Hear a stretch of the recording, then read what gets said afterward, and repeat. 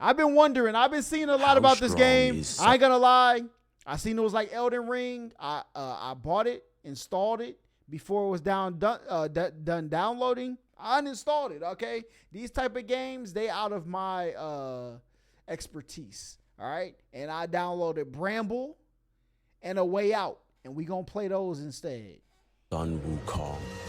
Sun Wukong, Super Mario Warfare. With great infatuation with life and wisdom, vows he will never lose it. No matter how many ascend upon the Monkey King, he will not die. His story is actually the inspiration for Son Goku, with Goku having a tail, power pole, and Nimbus cloud to match. Sun Wukong on his journey to the west gains multiple layers of immortality by eating pills of longevity, practicing Tao, and eating Sensu beans? An entire garden of heaven peaches. Each one of these heaven peaches grants another layer of immortality. He even crossed his name out of the Book of Death. He has the ability. Yo, ain't no way my man picked up the Death Note, grabbed an eraser, and was like, you know what? We not even gonna do that, bro. We gonna live forever. What? Ability to shapeshift into anything he wants, and with his ability called the 72 transformations, he has 72 lives, meaning you have to kill an immortal god 72 times, and every time someone tries to kill him, it only makes him stronger. Bro, who made this character? When they be talking about like power scaling or power creeping or whatever the freaking term is about characters, like they're so strong you stop caring about them, like Superman. We not even a minute into this video, and Buddy is way too OP. He needs to be nerfed. All right, we need some patch notes on this man. This is seen when Heaven tried every method in existence to kill Sun Wukong, even the de-immortalizing furnace, but it only made the Monkey King more powerful. So that's where Zenkais come from. Sun Wukong also has the ability to copy his opponent's strength, as shown in his battle with deity Prince Nocha. Nocha turned into a more powerful state, having 3 more heads and 6 more arms. Sun Wukong laughed, did the same, and defeated him like it was nothing. This ability of copying opponent's strength is only limited to Sun Wukong's imagination. Sun Wukong felt that no weapon on Earth suited him, so he decided to storm into the Dragon King's palace and took the Rui Jingu Bang. Hold up, is this why his name is Monkey D. Luffy? Or whatever his name is? Is Luffy a spinoff of Sun Wukong too? That was originally designed to measure the depths of the ocean. This weapon can change size just like Wukong. It can shrink to the size of a needle and grow to pierce the clouds of heaven. Each hair on Sun Wukong's body, 84,000 to be exact, can be turned into literally anything he wants. Who counted those? He can literally make anything. He can make weapons, copies of himself, and even copies of his opponents. Fighting against Sun Wukong is basically fighting a nearly infinite amount of opponents that can match your power in an instant, each one having multiple layers of immortality. Gear 5 Luffy is based on exponentially Wukong. Stronger throughout the battle, and you have to kill all of them 72 times to finally win. Yeah, he's broken. Sun Wukong becomes increasingly more powerful with each battle, defeating 600 gods, 28 of which are constellation gods. He was able to lift the entire Milky Way galaxy, which was stated to be infinite. All right. This man can just do anything, okay?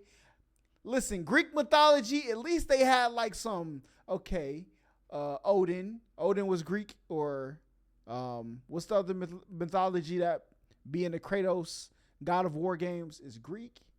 And what's the other one? Somebody, come on now. This is just too much. In size over his head. After defeating he lifted the Milky Way. Who's doing that? Warrior in heaven, he decided to fight the Buddha. Norse mythology. See, look at it's Norse or Nort. Whatever. That mythology, okay? And they got some good writing over there. This is a little much, okay? Himself, Buddha made a deal with Sun Wukong. Buddha. All right, we're diving into Japanese mythology, bruh. We need to do it. If he could jump out of his hand, he could take the Jade Emperor's throne for himself. Sun Wukong, loving a good challenge, agreed to Buddha's deal. Wukong jumped to the other end of heaven, however he already lost. Sun Wukong never left the Buddha's hand. Buddha has achieved true nirvana, meaning he holds all of existence in his hand, and Sun Wukong was not able to jump beyond existence. Buddha sealed Wukong for 500 years and released him to continue his journey. During this, he grew stronger and stronger, defeating entities that could destroy all of existence with a whistle. He was able to hold up Mount Sumeru on one shoulder, which is described in Buddhism as a mountain that holds up the infinite cosmic sky. During his journey, Sun Wukong was able to reach perfection, reaching the remainder stage or incomplete stage of nirvana. This stage of nirvana is described as being beyond all concepts and limitations and existing as a boundless entity beyond everything. This stage transcends the God realms and formless realms. All right, this is pissing me off, okay? So not only is my man boundless, okay, he extends past realms that gods don't even exist in. What do you even call that? With the formless realms being stated Puppy to Queen have was no good. direction and no physical form, putting them above dimensionality itself, making this realm outer-versal in nature. The God realms transcending the formless realms, with there being 28 realms in total, and nirvana is above this. Reaching this grants him strength 3 layers into outer-versal, but then he did it. At the end of the journey to the west, Sun Wukong was the most powerful he has ever been, solidifying him as the strongest god in the pantheon.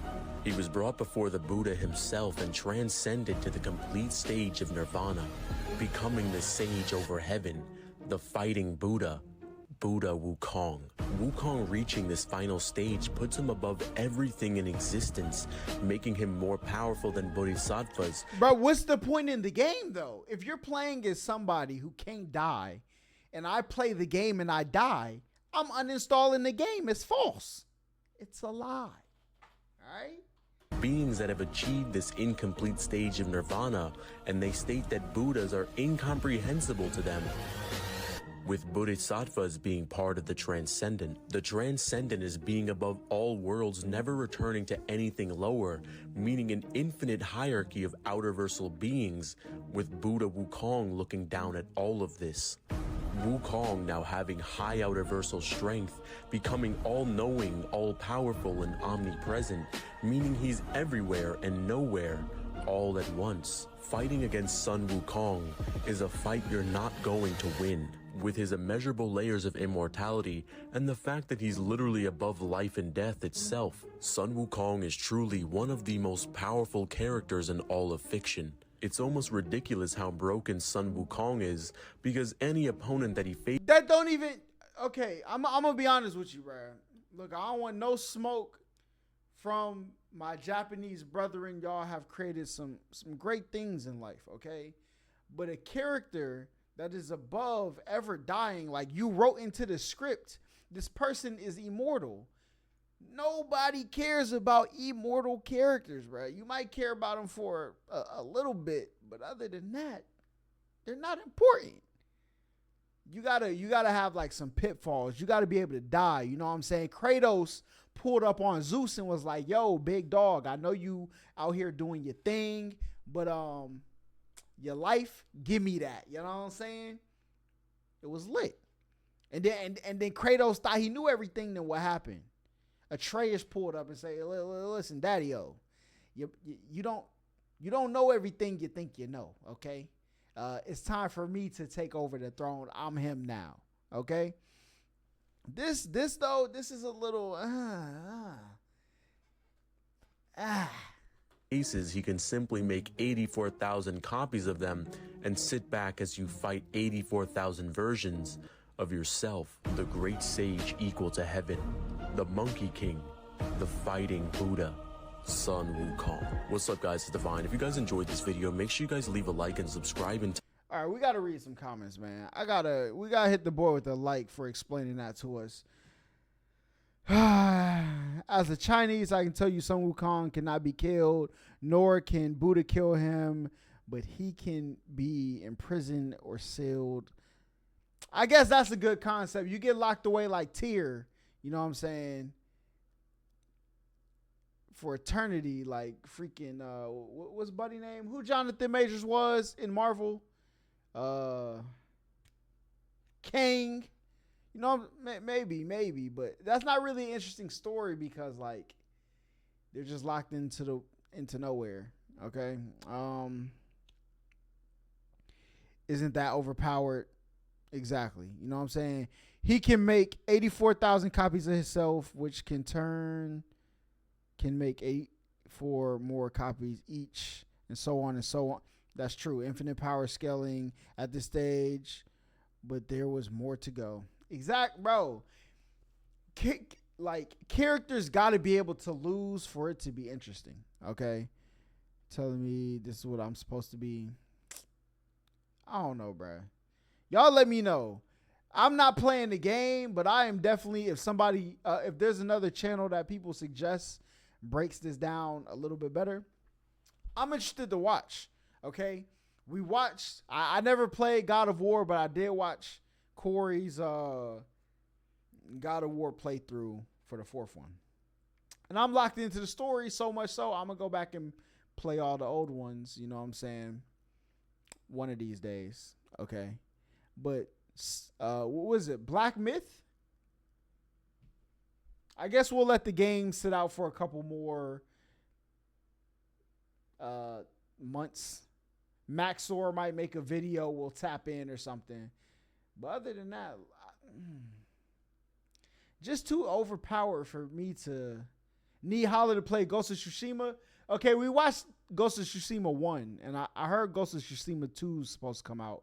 So we'll be playing that. Listen, September, October, November, December.